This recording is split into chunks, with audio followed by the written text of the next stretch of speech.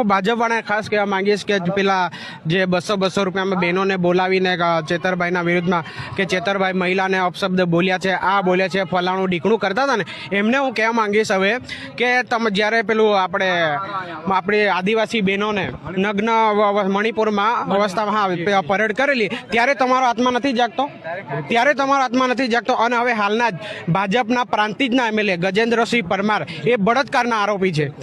નામદાર હાઈકોર્ટે જાહેર કર્યું છે કે એમને એરેસ્ટ કરો, છતાં ગુજરાતની પોલીસ માય કાંગલી પોલીસ એરેસ્ટ નથી કરતી. અને એક નિર્દોષ ધારાસભ્યને જે ઘટના બની નથી છતાં એને આજે બિચારાને જેલમાં બેસાડી દીધા છે. અને હું સરકારને કહીશ કે ચાલો પ્રાંત કચેરી તમારી, પ્રાંત સાહેબ તમારા, પ્રાંત કચેરીના સીસીટીવી તમારા, એવું હોય તો તમે સીસીટીવી ફૂટેજ રજૂ કરો ને, જનતાને ખબર પડે ચેતર વસાવે કર્યા હોય તો.